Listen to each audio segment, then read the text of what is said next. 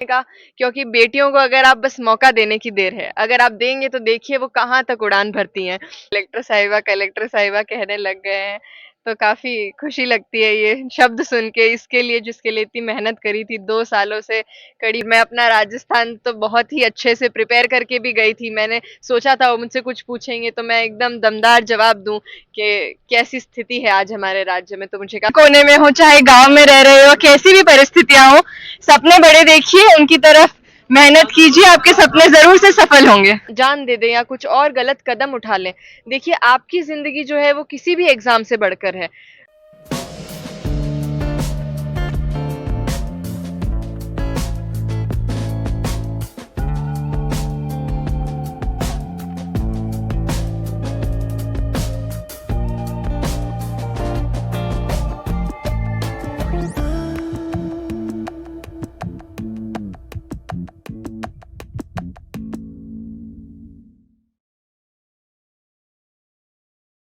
राम राम। मैं नुथ देख रहे हो शेखावाटी नंबर 1 न्यूज। फिलहाल अपन नौलगढ़ क्षेत्र में पुरोहिता की डाणी का मैं मौजूद था। एक छोटा से गांव से निखल की और आज वो मुकाम हासिल कर लिया है यूपीएससी के ऊपर। अठे आज पूरे जिला ने झुंझुनू जिला ना के ऊपर गर्व महसूस हो रहा है। कोई डाणी नौलगढ़ अड़े तक झुंझुनू जिला ने गर्व महसूस हो रहा है। हर कोई है आसे प्रेरणा लेना चाहे का दो शब्द सुनना चाहे है और आकी जननी है कि हिसाब से ये मुकाम ने हासिल करियो है।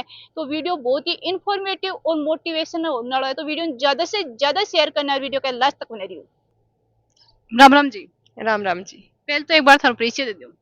जी, मेरा नाम टीना कल्याण है और मैंने इस बार की सिविल सेवा परीक्षा 2024 में 324वीं रैंक प्राप्त करी है।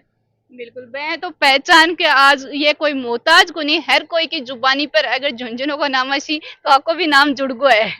जी जी, काफी खुशी हो रही है मुझे ये जान के कि आप सपने बड़े देखिए, देखने से डरिए मत। आप चाहे कहीं भी हो, किसी भी कोने में हो, चाहे गांव में रह रहे हो, कैसी भी परिस्थितियां हो, सपने बड़े देखिए, उनकी तरफ मेहनत कीजिए, आपके सपने जरूर से सफल होंगे।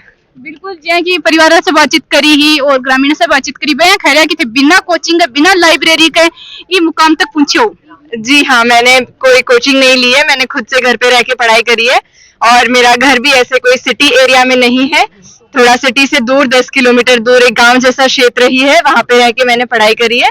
तो निरंतर अगर आप प्रयास करते रहें तो सफलता जरूर मिलेगी, इन सब चीजों की इतनी जरूरत नहीं पड़ती है। बिल्कुल, परिवार को कितो की सपोर्ट मिलो। जी, मेरी तो सफलता का सारा श्रेय मैं परिवार को ही देना चाहूंगी। उनकी सपोर्ट के बिना तो बिल्कुल ये मुमकिन ही नहीं था, चाहे मेरे पिताजी हों, मेरी माताजी, मेरी बड़ी बहन या गांव में भी मेरे सभी जो दादी हैं, मेरे चाचा चाची, सब लोग का जो सपोर्ट रहा है हमेशा, उसके बिना ये पॉसिबल नहीं था। मतलब कि जो मेहनत करे संघर्ष करे बिना न तो मेरे साहब कोई लाइब्रेरी न कोचिंग क्या की जरूरी गुनी है। जी, अगर आप ठान लें कि आपको कुछ करके दिखाना है तो फिर ये एक्सटर्नल चीजों की इतनी जरूरत नहीं पड़ती है, आप खुद से बिल्कुल से कुछ भी मुकाम हासिल कर सकते हैं। बिल्कुल, इसलिए थान बहुत बहुत ढेर सारी शुभकामना। बहुत बहुत धन्यवाद, बहुत बहुत धन्यवाद। बिल्कुल, मैं तो थारे से स्टार्टिंग में ही जानना चाहूंगी कि ये मुकाम तक पहुंचा तो कड़ी से थे स्टार्ट करियो हो, मतलब कदे सोचा हा कौन सी क्लास में यो सपनों थारे मन में उगो कि आज अपन वो मुकाम है हासिल करनो ही है। जी, मैंने छठी क्लास में ये निर्धारित कर लिया था कि मुझे सिविल सेवा परीक्षा देनी है। मेरे माता-पिता के द्वारा मुझे ये बताया गया था कि ये परीक्षा कैसी होती है, आप क्या काम कर सकते हैं इसको लेकर के। तो बचपन से ही मेरा ये सपना था कि मुझे सिविल सेवा परीक्षा देनी है और जो तैयारी है वो मैंने मेरी ग्रेजुएशन बीटेक करी है, उसके बाद से मैंने शुरुआत करी और मैंने 2 साल जम कर के तैयारी करी और फिर मैंने ये एग्ज़ाम क्लियर किया। बिल्कुल, इसलिए काफी मेहनत है, काफी संघर्ष है, लगातार थे करे है। फैमिली से निकल के जाऊँ तो वह कोचिंग वगैरह है, लाइब्रेरी वगैरह है, वो कौन पावे है। तो बिकले थे जी हिसाब से मेहनत करिए संघर्ष करिए तो वो मेरे हिसाब से हर कोई कर सके है अगर मेहनत और संघर्ष करे तो। जी, बिल्कुल, मेरा तो यही मानना है कि अगर आप मेहनती हैं, आपने दृढ़ निश्चय कर लिया है, तो उसके बाद तो फिर कोई बाहरी चीज़ की ज़रूरत नहीं पड़ती है। आपको ना किसी कोचिंग की ज़रूरत है, ना किसी लाइब्रेरी जाने की ज़रूरत है। आप बल्कि ये देखिए कि बच्चों ने तो और भी विपरीत परिस्थितियों में रह कर के ये एग्ज़ाम क्लियर किया है। बच्चे कैसे-कैसे बैकग्राउंड से आते हैं, जिनके पास कुछ भी सुविधा नहीं होती। मैं तो खुद को भाग्यशाली मानती हूँ कि मेरे परिवार ने मुझे हमेशा वो माहौल दिया है पढ़ाई का। तो आप ये ना सोचें कि कोई चीज़ की कमी है या फिर हम कोचिंग जाएँगे या दिल्ली जाएँगे तो ही हम ये क्लियर कर पाएँगे। बल्कि आप खुद को सौभाग्यशाली मानिए और दूसरे रीज़न्स ना दिए आनाकानी करने के कि ये नहीं है हमारे पास, वो नहीं है। बल्कि अपनी मेहनत से घर पे रह के भी आप बिल्कुल से ये परीक्षा ही क्या कोई सी भी परीक्षा को पार कर सकते हैं। इतनी मेहनत संघर्ष करो बिना कोचिंग का, और सबसे खास बात यह कि फर्स्ट अटेम्प्ट में। जी जी, ये मेरा मेंस और इंटरव्यू में पहला प्रयास था और पहले प्रयास में मेरे को ये सफलता हासिल हुई है। बिल्कुल थे। इंटरव्यू की बात करें तो मैं थारे से जानना चाहूंगी कि इंटरव्यू में क्या का क्वेश्चन था, क्या पूछा गया। जी, इंटरव्यू में कुछ प्रश्न तो मेरे बायोडेटा से थे जो हम फॉर्म भरते हैं। कुछ प्रश्न देश-विदेश में जो आजकल चल रहा है उनको लेकर भी था। म्यांमार, रशिया इन सब के ऊपर पूछा गया। और जैसे कि मैं राजस्थान से हूँ, तो उन्होंने मुझसे राजस्थान से लेकर भी कुछ सवाल पूछे थे। तो जैसा कि उनको लगा था कि राजस्थान को लेके उनकी एक छवि थी कि ये थोड़ा पिछड़ा हुआ प्रदेश है, यहाँ पे लड़कियों की थोड़ी जो स्थिति है वो उतनी अच्छी नहीं है, यहाँ बाल विवाह होते हैं, भेदभाव होता है। तो ऐसे करके उन्होंने मुझसे प्रश्न पूछा था, क्या आपको भी भेदभाव कभी फेस करना पड़ा है क्या? बिल्कुल थारो के जवाब वो भी जानना चाहूंगी, क्योंकि अठियाफा कई बार यहाँ की चीजें सुनने के लिए अपन मिला है। जी जी जी। तो मैंने उन्हें बताया था कि ज़रूर से ये सबकी धारणा बन चुकी है राजस्थान को लेकर, लेकिन राजस्थान में सिचुएशन काफ़ी बदल रही हैं।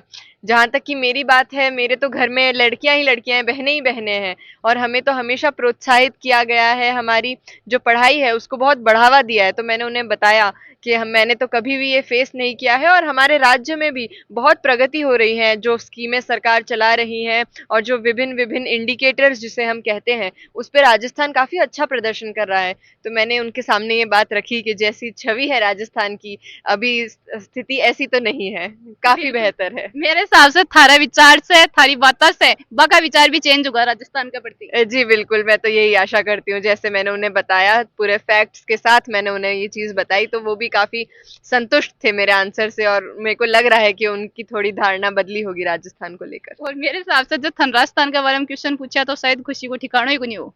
जी, जी, बिल्कुल। मैं अपना राजस्थान तो बहुत ही अच्छे से प्रिपेयर करके भी गई थी। मैंने सोचा था वो मुझसे कुछ पूछेंगे तो मैं एकदम दमदार जवाब दूँ कि कैसी स्थिति है आज हमारे राज्य में, तो मुझे काफ़ी अच्छा लगा इस प्रश्न का आंसर दे कर के। बिल्कुल कई बार आपा देखा काफी लोग है जो मेहनत करी ही, आज की यूथ है काफी मेहनत संघर्ष करे, लेकिन बीके बाद में भी वह मतलब कि कड़े न कड़े जब बाको सिलेक्शन नहीं हुआ तो वह डिमोटिवेट हो जाए, तो बन जी, के जी। खेलना चाहूंगा थी। जी, मैं यही कहना चाहूँगी कि जब हम किसी चीज़ की तैयारी करते हैं, तो बहुत सारी हमारे कठिनाइयाँ ज़रूर से आती हैं। कभी आपको डिमोटिवेटेड फ़ील होगा, कभी आपको लगेगा कि आपसे ये नहीं हो पा रहा है। पर उसका मतलब ये नहीं है कि आप जैसा हम सुनते हैं कि आप अपनी जान दे दें या कुछ और गलत कदम उठा लें। देखिए, आपकी ज़िंदगी जो है वो किसी भी एग्ज़ाम से बढ़कर है। आप एग्ज़ाम को एग्ज़ाम की तरह लीजिए, उसे सर पे मत चढ़ने दीजिए। अगर एक एग्ज़ाम नहीं हो रहा तो दोबारा से मेहनत करिए, अपनी कमियों पे काम करिए और नहीं तो बहुत सारी और चीज़ें हैं जो आप लाइफ में अच्छी कर सकते हैं। अगर एक जगह सफलता नहीं मिल रही तो मेरा तो ये मानना है कि मेहनत कभी भी वेस्ट नहीं जाती। आपने पढ़ाई करी है तो किसी ना किसी रूप में ज़रूर से वो आपको फल देगी। तो आप डिमोटिवेट तो बिल्कुल मत होइए, अपने पेरेंट्स से, अपने दोस्तों से बातचीत करते रहिए, वो आपको मोटिवेटेड रखेंगे और पूरी-पूरी एनर्जी से वापस से आइए और बिल्कुल आपकी मेहनत रंग लाएगी और आपको सफलता तो ज़रूर मिलेगी। पढ़ाई पढ़ाई अकेली पढ़ाई से ही थोड़ी काम चल जाए। नहीं, नहीं, ये तो मैं बिल्कुल नहीं मानती कि अकेली पढ़ाई ही करनी चाहिए। देखिए, इंसान का स्वभाव है वो पूरे दिन भर तो नहीं पढ़ सकता और 1 दिन पढ़ लेंगे, 2 दिन पढ़ लेंगे, पर आप ये साल दर साल कंटिन्यूअस इसको रखना, ये तो बिल्कुल असंभव सा ही है। तो मैं तो ये कहना चाहूँगी कि मैंने प्रॉपर टाइम टेबल फ़ॉलो किया है, तो आप भी अपना शेड्यूल बना के रख सकते हैं। जैसे दिन में मान लीजिए 24 घंटे हैं, तो 8 घंटे पढ़ाई कीजिए, 8 घंटे भले ही आप दूसरी एन्जॉयमेंट की चीज़ें अपना खाना-पीना कुछ और करना, 8 घंटे की पूरी प्रॉपर स्लीप। तो ऐसे करके आप अपना दिन 3 भागों में बाँट लीजिए। मैं भी यही करती थी, जैसे पढ़ाई कर ली तो कुछ टाइम फिर मनोरंजन का भी रखना है, कुछ टाइम घरवालों से बातचीत का भी रखना है। तो ऐसे करके आपकी पढ़ाई और जो आपका मनोरंजन है, दोनों के बीच में एक बैलेंस बना कर के चलिए ताकि आपको पढ़ने में भी मज़ा आए और आपको ऐसा नहीं फ़ील हो कि बस ये तो पढ़ाई ही पढ़ाई हो रही है और कुछ है ही नहीं जीवन में। मिली कि नेता को जुलूस को निकले, बीस से बड़ा तो थारो निकल रहे हो। बिल्कुल, बिल्कुल, ये बातें सुनने मिली थी। जो पूर्व विधायक थे, उन्होंने भी बोला कि ऐसा जुलूस तो उन्होंने विधायकों का भी नहीं देखा है। तो काफी काफी मुझे अच्छा अनुभव हुआ वो। मेरे पास शायद शब्द नहीं है कि मैं बयान कर सकूं कि वो कैसी फीलिंग थी उस टाइम पे। मैंने कल्पना नहीं करी थी कि इतना सब कुछ होगा, जो मान सम्मान, जो प्यार, जो आशीर्वाद मुझे मिला उस दिन रैली में, और जितनी तादाद में भीड़ उमड़ी थी। और मुझे बहुत ही खुशनसीब मानती हूँ मैं खुद को कि इतने सारे लोग मुझे आशीर्वाद देने के लिए पधारे, इतना अपना समय लगा करके अपनी बेटी को आशीर्वाद देने के लिए आए। तो मेरे लिए बहुत बड़ी बात है। आपके बिल्कुल माध्यम से मैं सबको धन्यवाद कहना चाहूंगी। बिल्कुल। जो छोटे बच्चे हैं या मुझसे बड़े जो मुझे देख रहे हैं, अगर वो मुझे देख करके प्रेरणा लेते हैं तो इससे बड़ी बात मेरे लिए शायद और कोई हो नहीं सकती। या मैं आया तो एड्रेस थारो पूछो तो बोले कलेक्टर साहिबा का घर जाना है जी, ये तो काफी सुनने मिल रहा है अभी से। अभी तो मतलब मुझे पद मिला भी नहीं है, पर अभी से लोग कलेक्टर साहिबा कहने लग गए हैं। तो काफी खुशी लगती है ये शब्द सुन के, इसके लिए जिसके लिए इतनी मेहनत करी थी, 2 सालों से कड़ी मेहनत करी, इस सम्मान को पाने के लिए आज वो मिल रहा है, तो काफी अच्छा लग रहा मतलब मेहनत रंग लाई है। है। बिल्कुल बिल्कुल, मेहनत रंग लाई है। और इसके अलावा परिवार की बात करें तो परिवार में कौन कौन है? परिवार में मेरे पिताजी, मेरी माताजी और मेरी एक बड़ी बहन है। मेरे पिताजी प्रोफेसर के पद पे हैं, कार्यरत हैं, वो एग्रीकल्चर रिसर्च स्टेशन पे काम करते हैं। मेरी माताजी एक हाउसवाइफ हैं। और मेरी जो बड़ी बहन है, वो आज से 3 साल पहले ही नौकरी लगी थी, वो राजस्थान सरकार में एग्रीकल्चर ऑफिसर के पद पे है। अच्छा जी जी दिन बाकी मतलब देखी सफलता जहाँ बिल्कुल थारा भी है होगी बिल्कुल। कि अब तो अपन भी जी जी जी। झंडा गाड़ ही देना ही बिल्कुल झंडा गाड़ देना है। आज जब दीदी की नौकरी लगी थी तब भी उसके लिए ऐसा ही सम्मान किया था यहाँ पे। और तब सब मुझे कहते थे कि बेटा अगला नंबर आपका है और आपको और ऊंचे पद पे जाना है। तो वो बात ऐसे दिल में घर कर गई थी कि अब कुछ तो करना है और ऊंचा परिवार का नाम रोशन करना है। मैं तो सबसे पहले ये करना चाहूंगी कि जो लड़कियां हैं, मैं चाहती हूँ कि जैसे मुझे मौका मिला है, उसी तरह उनको भी इक्वल मौका मिले पढ़ाई करने का, आगे बढ़ने का। क्योंकि बेटियों को अगर आप बस मौका देने की देर है, अगर आप देंगे तो देखिए वो कहाँ तक उड़ान भरती हैं। तो मैं चाहूंगी कि मैं औरतों की जो सेफ्टी है उस पे काम करूं, क्योंकि अगर उन्हें सेफ महसूस होगा तो वो घर से बाहर निकलेंगी, चाहे पढ़ाई करने के लिए या फिर कोई काम काज करने के लिए, नौकरियां करने के लिए। तो आजकल जैसा देश में माहौल है, थोड़ी सेफ्टी को लेकर चिंताजनक विषय है। तो मैं चाहूंगी कि मैं विमेन सेफ्टी पे काफी अच्छे से ध्यान दूं। जी की कलेक्टर साहिबा जी आपने बताई है कि बचपन में ही सपनों देख लियो और वो सपनों देखे होने के पीछे काफी मेहनत और संघर्ष करी है जब जाके वो मुकाम हासिल कर लिया है। यही अगर कोई भी इंसान है वो कोई भी मुकाम है हासिल कर सके है के लिए भी मेहनत और संघर्ष करनी पड़े। मिला आप अगले अपडेट तब तक के लिए बने रहो शेखावाटी नंबर 1 न्यूज पर। चैनल लाइक शेयर सब्सक्राइब जो कर देना। राम राम, धन्यवाद।